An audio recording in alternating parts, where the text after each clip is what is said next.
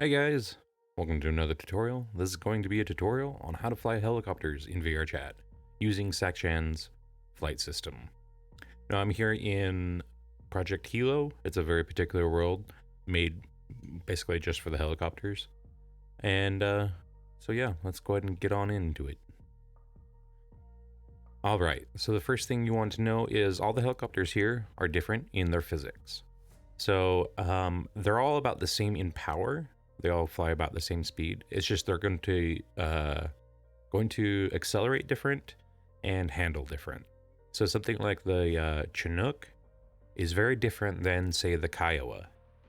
The Kiowa is one of the more responsive helicopters. The Chinook is one of the slower ones. So things like the Chinook, the Venom, the what's some other bigger ones? The Black Hawk, the Havoc, those are all really heavy helicopters. And so they'll end up accelerating slower and handling a little bit slower versus the Kiowa, the Bell 206B Jet Ranger, the Raven, the Little Bird. Those are smaller helicopters and they'll tend to be a little bit snappier and their controls be a little bit faster. Now, one thing I recommend is when you're learning, and likely you're learning, seeing as you're watching this, don't change helicopters too much. If you're switching between helicopters rapidly, you're going to kind of teach yourself strangely. I recommend sticking to one helicopter. So when you first come in, try a couple of different helicopters and how they move, based off of this next few things I'll tell you. And then find your favorite and then get used to it and then learn from there and practice on that one. And then later you can graduate to the other helicopters and do what you want. Okay. So now that you have your helicopter you want to learn in, a few terms that you'll need to know and things that I'll say as I'm talking about these things and things that other people will say when you're in these worlds. First thing being your cyclic. The cyclic is the main control. It's what you use with your right hand. When you grab that control with your right hand and move it around, a lot of people call it the flight stick or the joystick, but it's technically called a cyclic in a helicopter. Then the next thing is the collective or throttle. In a helicopter, they're generally one and the same. When you pull up on the collective, it'll give the main rotor blades some bite and they'll provide you lift. But also at the same time in a helicopter, sometimes you can twist them and that'll do throttle as well. Some helicopters, it's on the dash. You pull on the a dash something to change the throttle, but some of them you twist. Here in VRChat, all it is you grab the collective and pull it up and it'll provide more lift. You'll hear the helicopter throttle up more. So again, it's kind of tied both into one. So when you pull up, you'll hear the helicopter speed up, along with you will gain more lift out of it. And the next one is main rotor. So that's just the main blades right above you. So if I ever talk about rotor, that could really mean the tail rotor or the main rotor. But when I say main rotor, I mean just the one above you, the one that's providing all the lift. And tail rotor. Tail rotor is the one in the back. It's a little small one. Not all helicopters have one. Most all helicopters here do. There's a couple that don't. But the main purpose of the tail rotor is to change your direction that you're pointing. So there's tail rotor and main rotor. Main rotor keeps you flying. Tail rotor changes some very particular direction.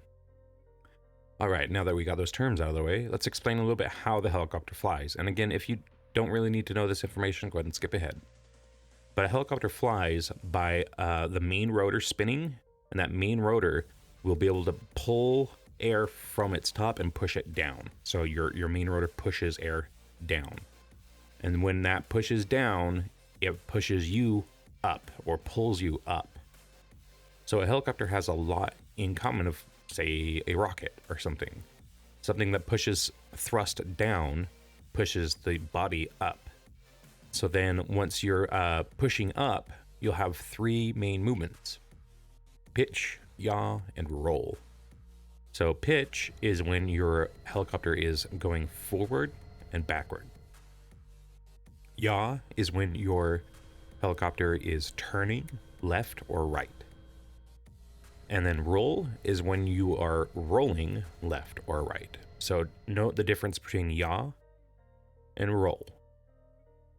Think of yaw more of like a traditional turning in a car, and roll is like, well, something only an aircraft can do. You roll into it. So now that you understand a few things, let's get into the first goal that you should try to go for. The first goal would try to be to take off and then land. No movement, just learning how to hover. And you do that through throttle control or collective control. That's the one you grab on your left hand and you pull up. So you'll throttle up, or your collective will be pulled up to get more bite, and you'll fly up. So once you get into the air, try to hover. Try to stick in one position. I wouldn't recommend going higher than a few feet. If you're going higher than, say, the tower that's here or the hangars, you should probably drop it down, because what you'll want to do is you'll also want to get used to ground effect. Ground effect is a thing that happens when you get low to the ground, and so you want to experience that a little bit. So try to hover as long as you can, get in and out of ground effect. You should feel the helicopter kind of landing on a cushion of air. That's what a ground effect is. It's just your rotor wash coming back up and pushing on your fuselage. So feel the ground effect, feel how that all works. Try to hover in one position as far as your altitude is concerned, and then land. So that whole time you're not using your right hand at all. You're only using your left hand to come up, hold your position as long as you can, then come back down. And if you can do that and land without taking any damage, and you can do it regularly and predictably, then you're ready for the next step. All right, so now that you're good at hovering, your second goal will be able to hover while grabbing the cyclic. Now, I don't want you to move with the cyclic. All I want you to do is hover. So bring your collective up and hover, then grab the cyclic and try to just stay in place, because actively grabbing the cyclic is going to introduce probably a small little tiny movement. And the longer you hover, the more likely you'll start moving anyway. Try to just stay in place. Okay. And then if you ever lose control, I want you to power down or throttle down, collective down, and land. So this comes into why I want you to only hover a couple of feet off the ground, so that way you can land quickly and safely. And once you're able to do that, once you're able to get a hover and grab the cyclic and stay perfectly in one spot without moving dramatically, do yourself a little test every once in a while. Bump your cyclic control in a random direction and see if you can't counter that. Try to get back to stable position. And once you're able to do that, you're over the hardest part of flying a helicopter. Learning how to stay stable is key. So once you're able to do that, and you can do that in pretty much any situation where you're smacking your cyclic around and coming back to a stable position, you're ready for step 3, and this is where the fun starts. All right, and your third and final goal for this tutorial, what you're going to want to do is, based off everything you've learned so far, what I want you to do is start hovering, grab your cyclic, and introduce a small amount of movement. I recommend pitching forward. Don't try to move sideways or backward, because you can run into things. So pitch forward, pick a place you want to go to that place, turn around, then come back to your original landing pad, and then land. Okay? Once you're able to do that, and you can do that consistently, so you can take off, find a new place to go there, turn around, come back, and land, you're done. You've done pretty much everything you need to do to learn how to fly a helicopter. There's more advanced things like doing stunts and landing in very particular dangerous areas, but that comes with time and practice. But overall, you know how to fly a helicopter now. All right, now that you've got that all learned, here's a few tips for you to help you a little bit better and get some more information into your brain. All right, so when you're starting to fly around, you're starting to, traverse the terrain a little bit, try to stay as observant as possible. So keep an eye on your terrain, as well as your HUD. And then just keep a mental note of where everything is.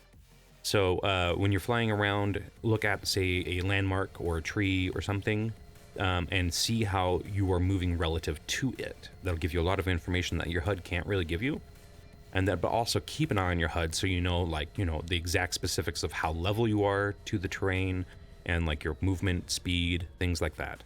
So it's all just an observation of everything. And then also, keep in mind that when you're trying to hover next to a hill, like you're next to, on a hill, you really need to stop observing the world as much and pay a little bit more attention to your HUD. Because if you're on a hill, you may or may not understand the grade of that hill and how steep it is.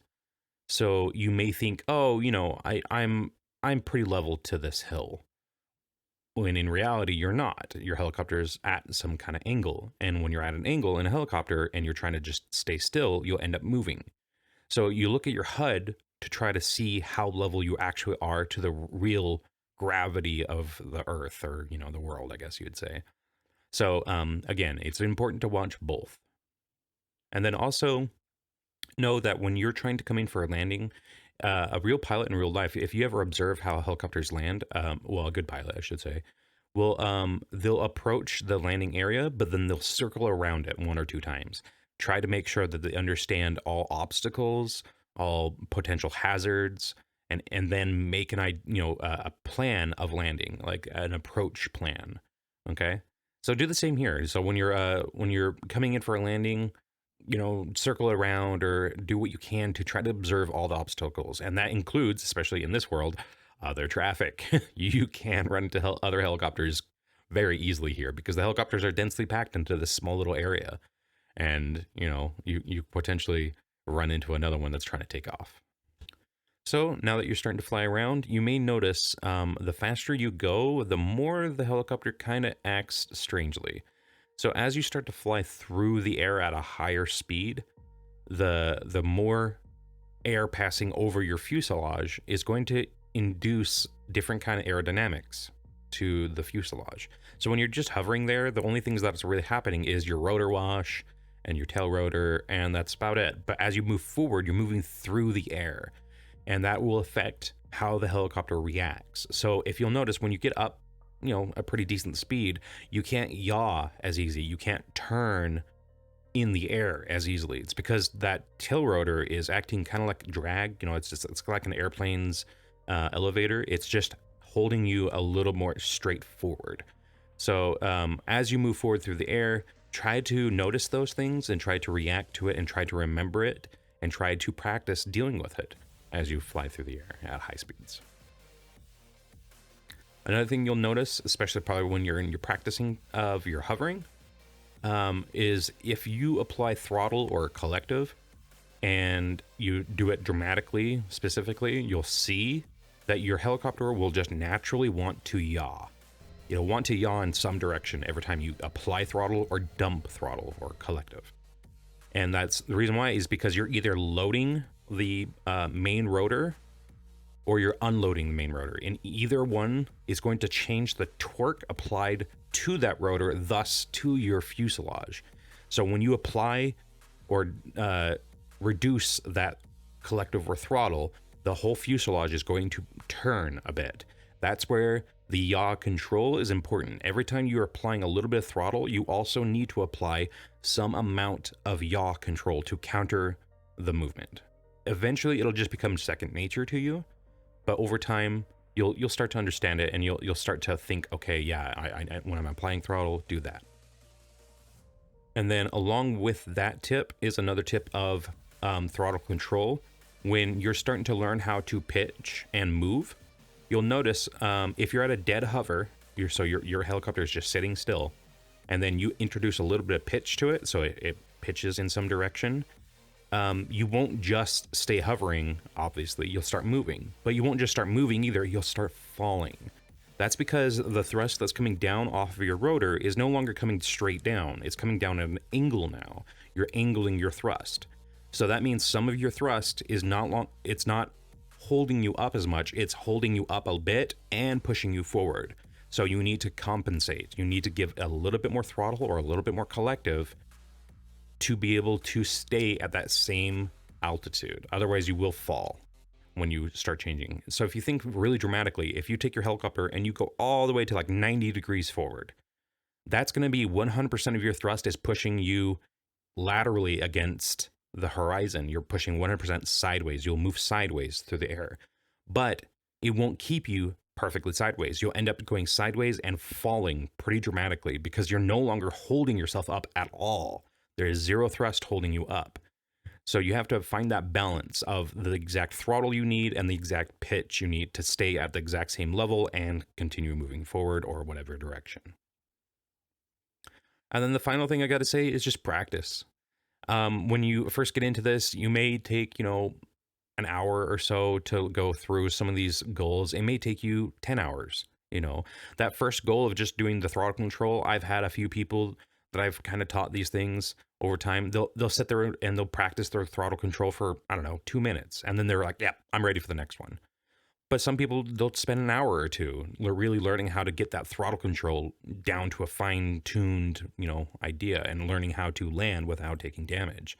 But either way, you just need to practice. And sometimes, say you think you're doing pretty good and you jump to the next goal, I guess, or you're really pushing your limits and whatnot, but you realize that there's just something you're not understanding or whatever. Sometimes just going back to the basics, to that first goal I was talking about, is just good. It's just reinforcement. Sometimes I just do it myself. I'll just sit there and learn how, just hover. It's a good thing to reinforce. It's the better, or the more you know how to hover, the better you can be at a lot of other maneuvers. So yeah, just practice.